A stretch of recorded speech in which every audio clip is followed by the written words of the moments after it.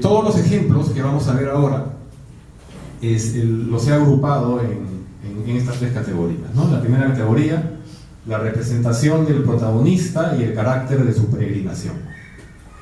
Los paralelos entre el héroe de Homero, Odiseo, y el héroe de Marcos, Jesús de Nazaret. La descripción, en segundo lugar, de los personajes secundarios, ¿no? Personajes que soportan al protagonista, que interactúan con él, que son importantes en cualquier narrativa de ficción. Y el tercero, la presencia de elementos demasiado extraños para ser históricos, que es lo que comentábamos con el criterio de interpretabilidad, el sexto criterio. Empezamos entonces. Primero hablemos del protagonista. Hay unas características muy saltantes entre Odiseo de Ítaca y Jesús de Nazaret. En primer lugar, sufren. Es un adelanto en siglos a los guiones de las películas hindúes.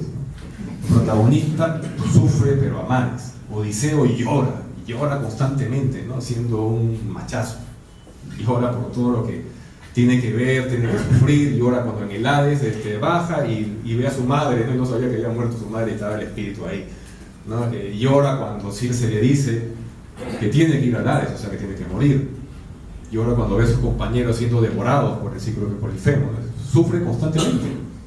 Esta atribución de los dones de la carpintería y el itinerario general del viaje. En el canto 1 de la Odisea, Homero ya está dando las claves.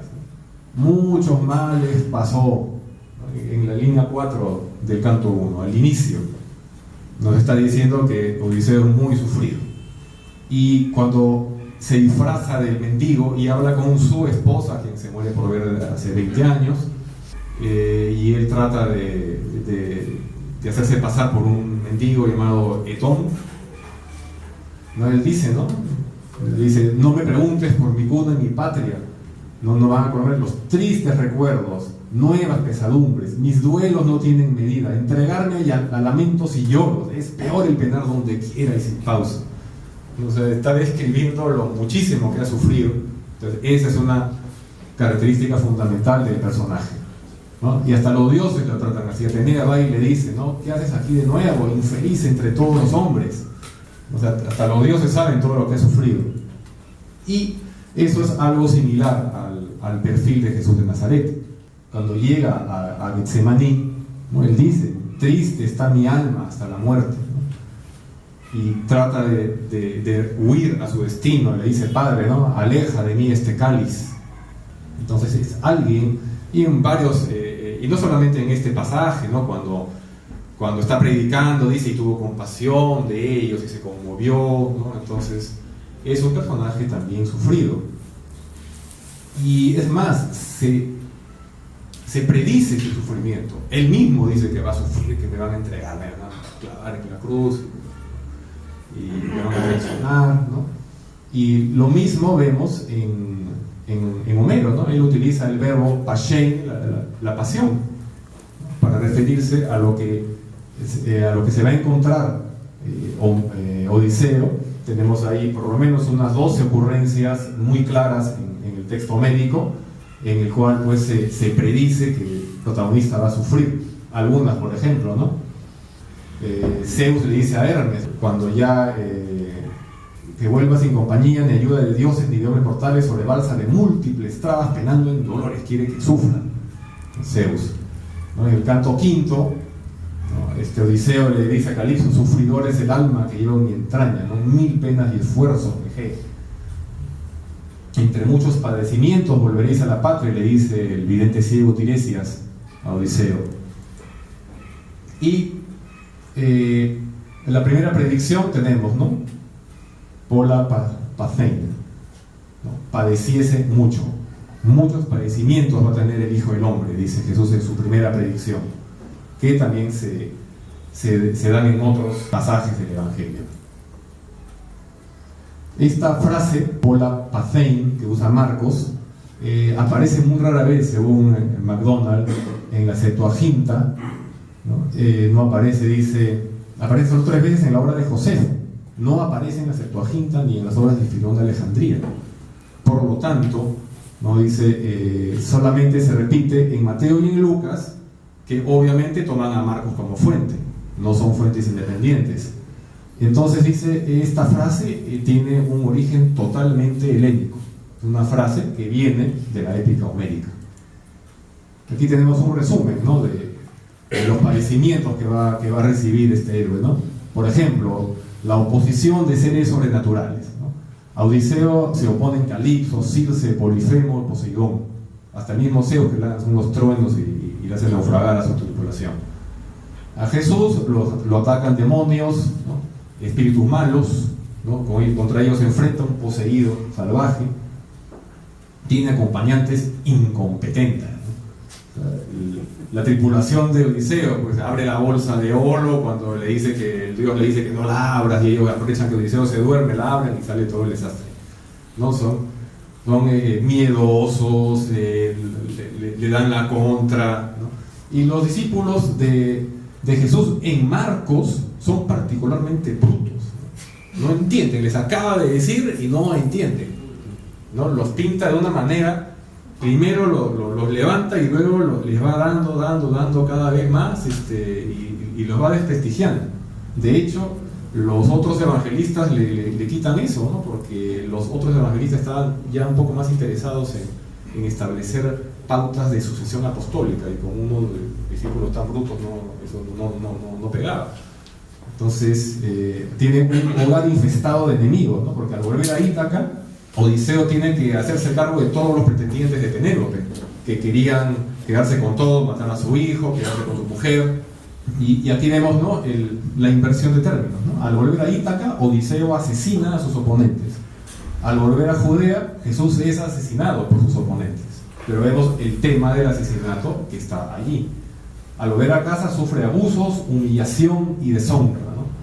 El rey de Ítaca efectivamente es deshonrado por los pretendientes, ¿no? Cuando él llega como mendigo y se burlan de él, hasta los sirvientes de la casa lo tratan mal, ¿no es cierto? Y sus parientes también, y en su propia casa. ¿Y cuál es la famosa frase de Jesús? No hay profeta deshonrado sino en su tierra y entre sus parientes y en su casa. Ahora, esta atribución de la carpintería es un tema bien curioso, ¿no? Porque Marcos lo dice, ¿no?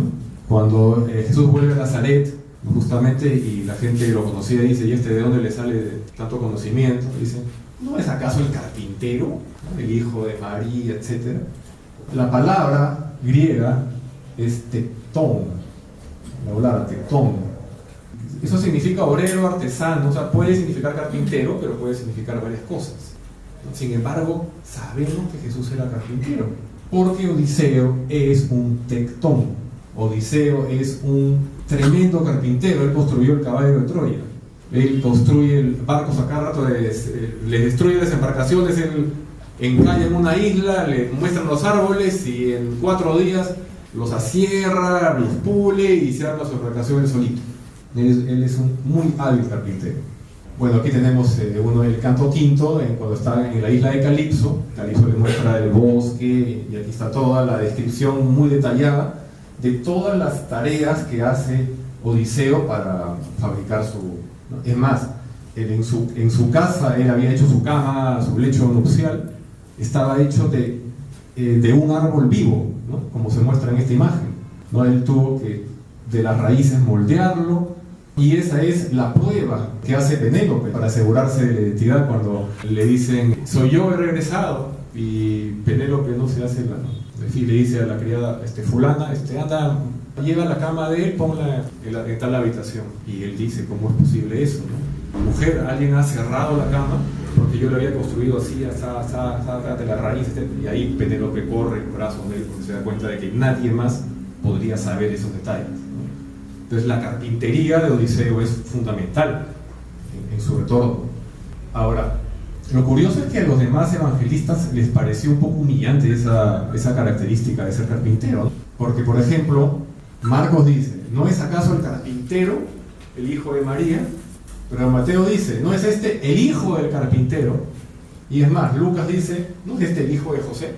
Y van jugando el teléfono malogrado y le quitan esa referencia a carpintería que parece les incomoda mucho.